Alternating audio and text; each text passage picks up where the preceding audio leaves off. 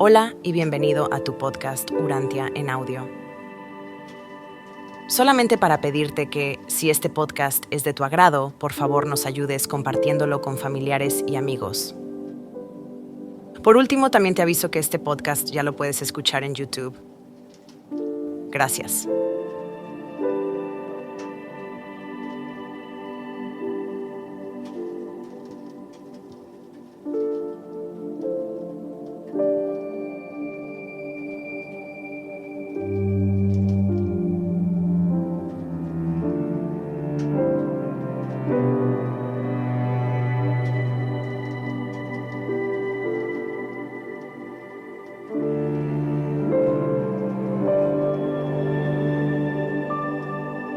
Escrito 190.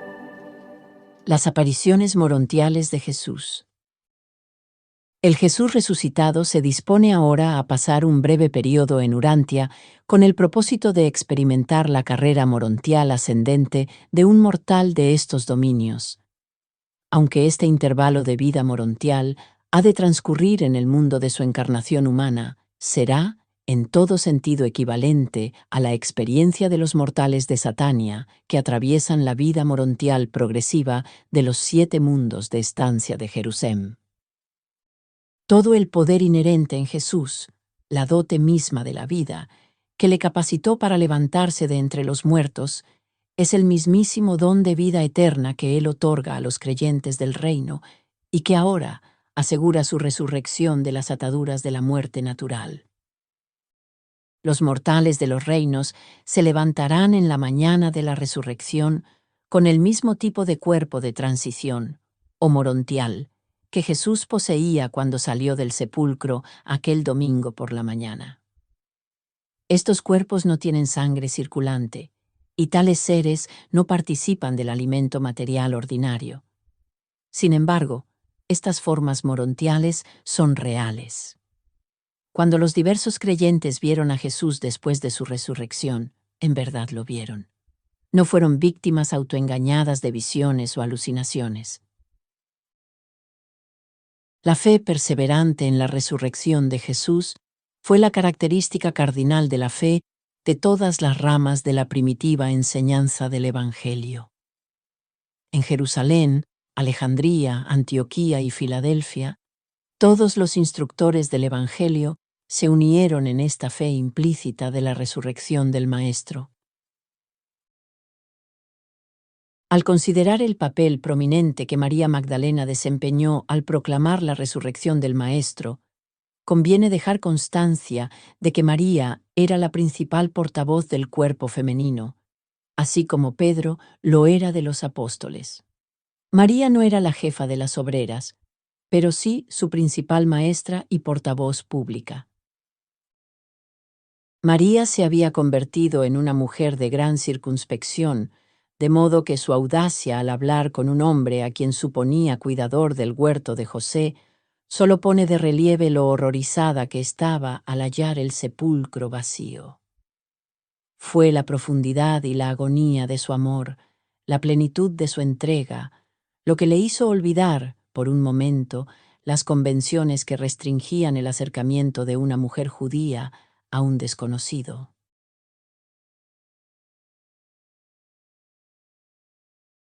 1. Los heraldos de la resurrección. Los apóstoles no querían que Jesús los dejara. Por ello desdeñaron todas sus declaraciones acerca de morir, junto con sus promesas de resucitar. No esperaban la resurrección tal como ocurrió, y se negaron a creer hasta que fueron confrontados con la fuerza de pruebas incontrovertibles y la confirmación absoluta de sus propias experiencias. Cuando los apóstoles rehusaron creer el relato de las 5 mujeres que afirmaban haber visto a Jesús y hablado con él, María Magdalena regresó al sepulcro, mientras las demás volvieron a la casa de José, donde contaron su experiencia a la hija de éste y a las otras mujeres, y las mujeres creyeron su testimonio. Poco después de las 6, la hija de José de Arimatea y las 4 mujeres que habían visto a Jesús fueron a la casa de Nicodemo, donde relataron todos estos sucesos a José, Nicodemo, David Zebedeo y los demás hombres allí reunidos. Nicodemo y los otros dudaron de su historia, dudaron que Jesús hubiese resucitado. Conjeturaron que los judíos habían removido el cuerpo. José y David, en cambio, se inclinaron a creer el informe, tanto que se apresuraron a inspeccionar el sepulcro y hallaron todo exactamente como las mujeres lo habían descrito. Y fueron los últimos en contemplar la tumba, pues el sumo sacerdote envió al capitán de la guardia del templo a las 7:30 para retirar las vendas funerarias. El capitán las envolvió todas en la sábana de lino y las arrojó por un acantilado cercano. Desde el sepulcro, David y José fueron inmediatamente a la casa de Elías Marcos, donde celebraron una reunión con los 10 apóstoles en el aposento alto. Solo Juan Zebedeo se mostraba dispuesto, aunque débilmente, a creer que Jesús había resucitado. Pedro lo había creído al principio, pero al no encontrar al Maestro, cayó en graves dudas. Todos se inclinaban a pensar que los judíos habían retirado el cuerpo. David no quiso disputar con ellos, pero al marcharse dijo: «Vosotros sois los apóstoles, y deberíais comprender estas cosas. No contenderé con vosotros. Sin embargo, ahora regreso a la casa de Nicodemo, donde he dispuesto que los mensajeros se reúnan esta mañana, y cuando estén congregados los enviaré en su última misión, como heraldos de la resurrección del Maestro. Oí al Maestro decir que, después de morir, resucitaría al tercer día, y yo le creo». Y diciendo así a los decaídos y afligidos embajadores del reino, este jefe autodesignado de comunicaciones e inteligencia se despidió de los apóstoles. Al salir del aposento alto, dejó caer la bolsa de Judas, que contenía todos los fondos apostólicos, en el regazo de Mateo Leví. Eran alrededor de las 9:30 cuando el último de los 26 mensajeros de David llegó a la casa de Nicodemo. David los reunió de inmediato en el amplio patio y les habló: «Hombres y hermanos, todo este tiempo me habéis servido conforme a vuestro juramento conmigo y entre vosotros, y doy testimonio de que jamás os envié con información falsa. Estoy a punto de encargaros vuestra última misión como mensajeros voluntarios del reino, y al hacerlo, os libero de vuestros juramentos y disuelvo así el cuerpo de mensajeros. Hermanos, declaro que hemos terminado nuestra obra. El Maestro ya no necesita mensajeros mortales, ha resucitado de entre los muertos. Nos dijo antes de ser arrestado que moriría y que al tercer día volvería a levantarse. He visto el sepulcro, está vacío. He hablado con María Magdalena y con otras 4 mujeres que han conversado con Jesús. Ahora os disuelvo, me despido y os envío a vuestras respectivas encomiendas con el mensaje: Jesús ha resucitado de entre los muertos. El sepulcro está vacío». La mayoría de los presentes intentó persuadir a David para que no hiciera esto, pero no lograron influirlo. Luego procuraron disuadir a los mensajeros, mas estos no atendieron las palabras de duda. Así, poco antes de las 10 de la mañana de aquel domingo, estos 26 corredores partieron como los primeros heraldos del portentoso hecho verdad de la resurrección de Jesús. Salieron a esta misión, tal como en tantas otras, en cumplimiento de su pacto con David Zebedeo y entre ellos mismos. Tenían gran confianza en David. Partieron sin siquiera detenerse a hablar con quienes habían visto a Jesús. Aceptaron la palabra de David. La mayoría creía lo que él les había dicho, y aun aquellos que dudaban un poco, llevaron el mensaje con la misma certeza y prontitud. Los apóstoles, el cuerpo espiritual del reino, estaban aquel día reunidos en el aposento alto, manifestando temor y expresando dudas, mientras estos laicos, primer intento de socializar el Evangelio del Maestro sobre la hermandad de los hombres, bajo las órdenes de su líder intrépido y eficaz, salían a proclamar al Salvador resucitado de un mundo y de un universo. Y participaban en este servicio decisivo antes de que sus representantes escogidos estuviesen dispuestos a creer su palabra o aceptar la evidencia de testigos oculares. Estos 26 fueron enviados a la casa de Lázaro en Betania y a todos los centros de creyentes, desde Beerseba en el sur hasta Damasco y Sidón en el norte, y desde Filadelfia en el este hasta Alejandría en el oeste. Cuando David se despidió de sus hermanos, fue a la casa de José por su madre y partieron juntos hacia Betania para reunirse con la familia que aguardaba allí. David permaneció en Betania con Marta y María hasta que éstas dispusieron de sus bienes terrenales, y las acompañó en su viaje para reunirse con su hermano Lázaro en Filadelfia. Una semana más tarde, Juan Zebedeo llevó a María, la madre de Jesús, a su hogar en Betsaida. Santiago, el hermano mayor de Jesús, se quedó con su familia en Jerusalén. Ruth permaneció en Betania con las hermanas de Lázaro. El resto de la familia de Jesús regresó a Galilea. David Zebedeo salió de Betania con Marta y María hacia Filadelfia a comienzos de junio, al día siguiente de su boda con Ruth, la hermana menor de Jesús.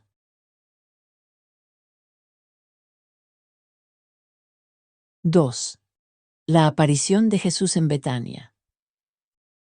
Desde el momento de su resurrección morontial hasta la hora de su ascensión espiritual a lo alto, Jesús realizó 19 apariciones distintas en forma visible a sus creyentes en la tierra. No se apareció a sus enemigos, ni a quienes no pudieran hacer uso espiritual de su manifestación en forma visible. Su primera aparición fue ante las 5 mujeres en el sepulcro. La segunda, a María Magdalena, también en el sepulcro. La tercera aparición ocurrió alrededor del mediodía de aquel domingo en Betania. Poco después del mediodía, el hermano mayor de Jesús, Santiago, se encontraba en el jardín de Lázaro, de pie ante la tumba vacía del hermano resucitado de Marta y María, reflexionando sobre las noticias que, hacía aproximadamente una hora, les había traído un mensajero de David. Santiago siempre se había inclinado a creer en la misión terrenal de su hermano mayor, pero hacía mucho que había perdido contacto con la obra de Jesús y había caído en una profunda duda respecto a las afirmaciones posteriores de los apóstoles de que Jesús era el Mesías. Toda la familia se quedó asombrada y casi desconcertada ante el anuncio del mensajero. Mientras Santiago permanecía frente a la tumba vacía de Lázaro, María Magdalena llegó al lugar y con gran emoción relataba a la familia su experiencia de las primeras horas de la mañana junto al sepulcro de José. Antes de que ella terminara de hablar, David Zebedeo y su madre llegaron. Ruth, por supuesto, creyó en el testimonio, y también lo hizo Judá, después de hablar con David y Salomé. Mientras tanto, mientras lo buscaban, y antes de que lo encontraran, Santiago seguía allí en el jardín, cerca del sepulcro, cuando sintió la presencia de alguien a su lado, como si una mano le hubiera tocado el hombro, y al volverse, contempló la aparición gradual de una figura extraña a su lado. Estaba demasiado asombrado para hablar y demasiado atemorizado para huir. Entonces, la figura habló, diciendo: Santiago, vengo a llamarte al servicio del reino. Únete con manos sinceras a tus hermanos y sígueme. Cuando Santiago oyó pronunciar su nombre, supo que era su hermano mayor, Jesús, quien le hablaba.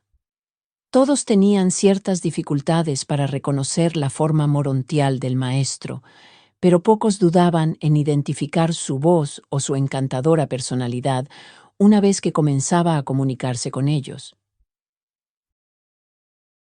Cuando Santiago comprendió que Jesús le hablaba, se disponía a caer de rodillas exclamando: Padre y hermano mío. Pero Jesús le pidió que permaneciera de pie mientras conversaban. Caminaron por el jardín y hablaron durante casi 3 minutos, rememorando experiencias pasadas y anticipando los eventos próximos. Al acercarse a la casa, Jesús dijo: «Hasta pronto, Santiago, hasta que os salude a todos juntos». Santiago corrió hacia la casa, mientras aún lo buscaban en Betfagé, exclamando: «Acabo de ver a Jesús y hablar con él, estar con él. No está muerto, ha resucitado. Desapareció ante mí diciendo: «Hasta pronto, hasta que os salude a todos juntos». Apenas terminó de hablar, llegó Judá, y Santiago repitió su experiencia en el jardín para beneficio de su hermano. Entonces, todos comenzaron a creer en la resurrección de Jesús. Santiago anunció que no regresaría a Galilea, y David exclamó: «No solo lo ven mujeres emocionadas, también los hombres de corazón firme han comenzado a verle. Yo mismo espero verle». Y David no tuvo que esperar mucho, porque la cuarta aparición de Jesús al reconocimiento humano ocurrió poco antes de las 2 de la tarde, precisamente en esa casa de Marta y María, cuando Jesús se apareció visiblemente ante su familia terrenal y sus amigos, 20 personas en total. El Maestro apareció en la puerta trasera abierta diciendo: «La paz sea con vosotros. Saludos a quienes una vez estuvieron cerca de mí en la carne, y comunión para mis hermanos y hermanas en el reino de los cielos». ¿Cómo pudisteis dudar? ¿Por qué habéis tardado tanto en elegir seguir la luz de la verdad con todo vuestro corazón? Venid, pues, todos vosotros, a la comunión del Espíritu de la verdad en el reino del Padre.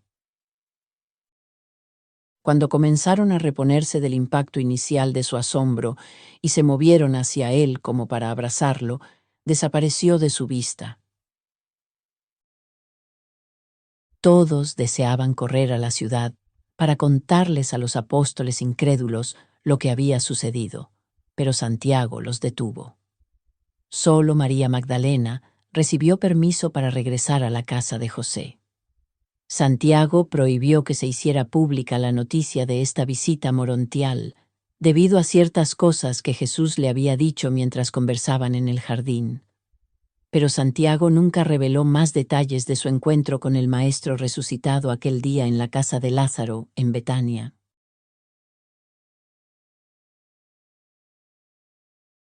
3. En la casa de José. La quinta manifestación morontial de Jesús, reconocible por ojos mortales, ocurrió en presencia de unas 25 mujeres creyentes reunidas en la casa de José de Arimatea, aproximadamente a las 4:15 de la tarde de ese mismo domingo. María Magdalena había regresado a la casa de José apenas unos minutos antes de esta aparición. Santiago, el hermano de Jesús, había solicitado que no se dijese nada a los apóstoles acerca de la aparición del Maestro en Betania. Sin embargo, no le había pedido a María que se abstuviera de relatar el hecho a sus hermanas creyentes. Por lo tanto, después de que María había hecho prometer a todas las mujeres que guardarían el secreto, procedió a relatar lo que acababa de ocurrir durante su estancia con la familia de Jesús en Betania. Estaba en pleno relato de aquel emocionante acontecimiento cuando, de pronto, un silencio solemne cayó sobre el grupo, y contemplaron, en medio de ellas, la forma plenamente visible de Jesús resucitado. Él las saludó diciendo: «La paz sea con vosotras. En la comunión del reino no habrá ni judío ni gentil, ni rico ni pobre, ni libre ni esclavo, ni hombre ni mujer.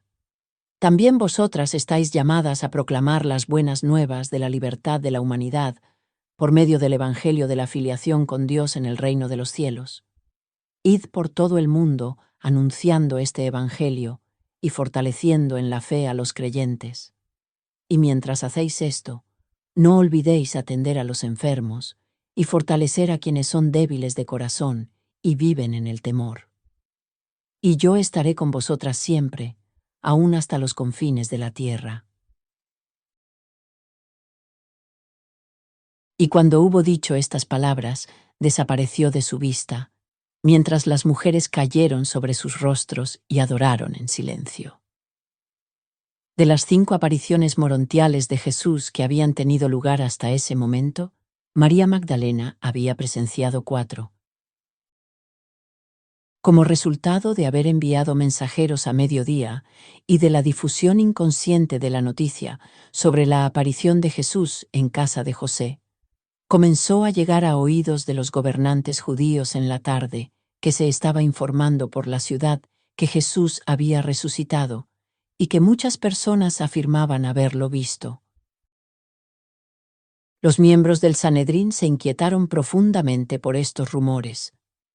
Tras una rápida consulta con Anás, Caifás convocó a una reunión del Sanedrín para celebrarse a las 8 de esa misma noche. Fue en esta sesión donde se tomó la decisión de expulsar de las sinagogas a toda persona que mencionase la resurrección de Jesús. Incluso se sugirió que cualquiera que afirmase haberlo visto debía ser condenado a muerte. Sin embargo, esta propuesta no llegó a votarse, ya que la reunión terminó en una confusión que rozaba en real pánico. Se habían atrevido a creer que habían terminado con Jesús. Estaban a punto de descubrir que su verdadero problema con el hombre de Nazaret apenas comenzaba.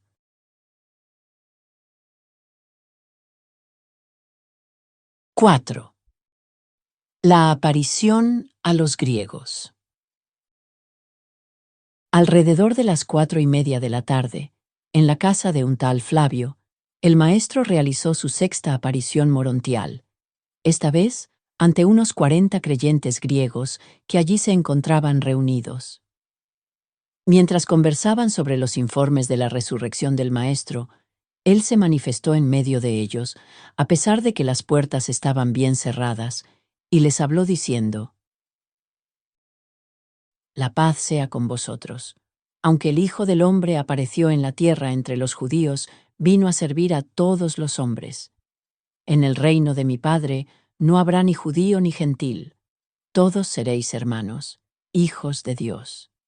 Id pues por todo el mundo proclamando este evangelio de salvación, tal como lo habéis recibido de los embajadores del reino, y yo os acompañaré en la hermandad de los hijos del Padre que viven por la fe y la verdad». Y después de darles este encargo, se despidió de ellos y no lo vieron más. Permanecieron dentro de la casa toda la tarde y noche, demasiado sobrecogidos por el asombro y el temor como para atreverse a salir. Ninguno de estos griegos durmió esa noche. Permanecieron despiertos hablando de lo sucedido y esperando que el maestro volviera a visitarlos. Entre este grupo se hallaban muchos de los griegos que habían estado en Getsemaní cuando los soldados arrestaron a Jesús, y Judas lo traicionó con un beso. Los rumores sobre la resurrección de Jesús y los informes de sus múltiples apariciones a los creyentes se estaban difundiendo rápidamente, y toda la ciudad comenzaba a sumirse en una gran agitación. El maestro ya se había aparecido a su familia, a las mujeres y a los griegos, y muy pronto se manifestaría también en medio de los apóstoles. El Sanedrín pronto se vería forzado a considerar estos nuevos problemas que de manera tan repentina estaban siendo impuestos sobre los gobernantes judíos. Jesús pensaba mucho en sus apóstoles, pero deseaba que se les dejara en soledad unas horas más, para que pudieran reflexionar solemnemente y considerar en profundidad lo ocurrido antes de presentarse ante ellos.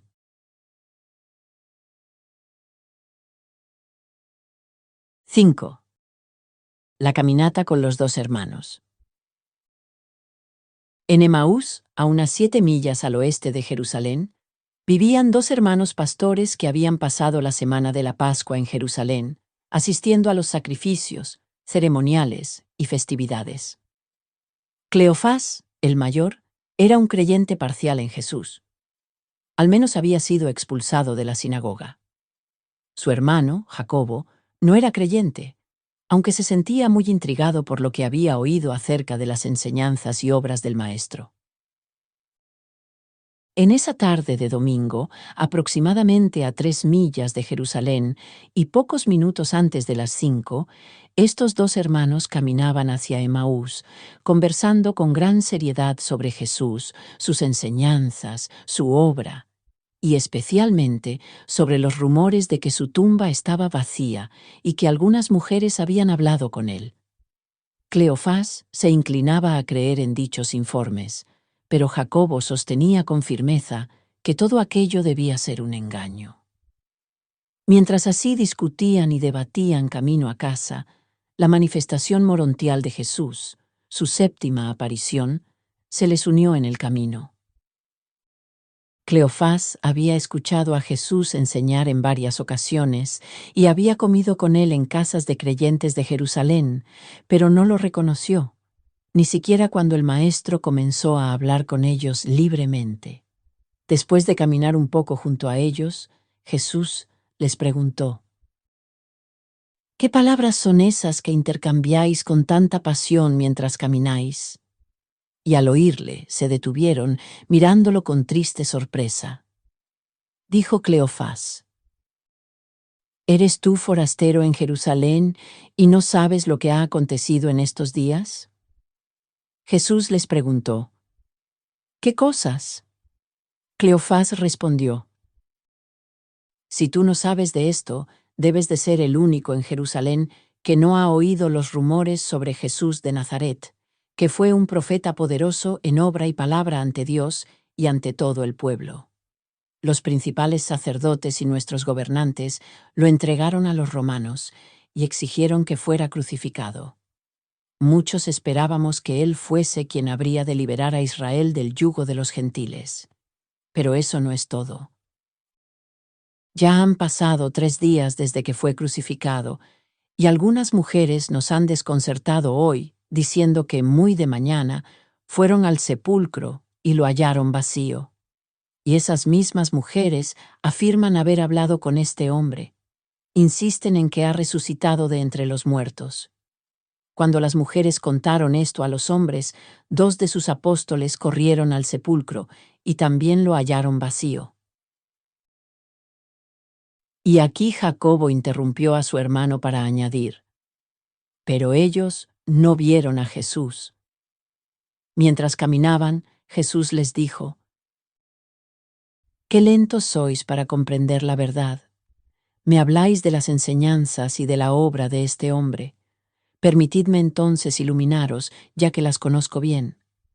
¿No recordáis que Jesús enseñaba que su reino no era de este mundo, y que todos los hombres, siendo hijos de Dios, hallarían libertad en el gozo espiritual de la hermandad en amor y servicio en este nuevo reino de la verdad y del amor del Padre Celestial?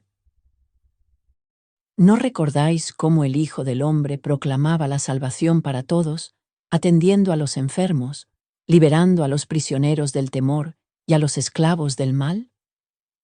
¿No sabéis que este hombre de Nazaret dijo a sus discípulos que debía ir a Jerusalén, ser entregado a sus enemigos, morir y resucitar al tercer día? ¿No se os ha dicho todo esto? ¿Y nunca habéis leído en las Escrituras sobre este día de salvación para judíos y gentiles? Allí se dice que en él serán benditas todas las familias de la tierra, que oirá el clamor de los necesitados, salvará las almas de los pobres que lo buscan, y todas las naciones lo llamarán bienaventurado. Que este libertador será como la sombra de una gran roca en tierra cansada, que apacentará el rebaño como un verdadero pastor, reuniendo los corderos en sus brazos y llevándolos tiernamente en su pecho. Que abrirá los ojos de los ciegos espirituales, sacará a los prisioneros de la desesperación a la libertad y la luz.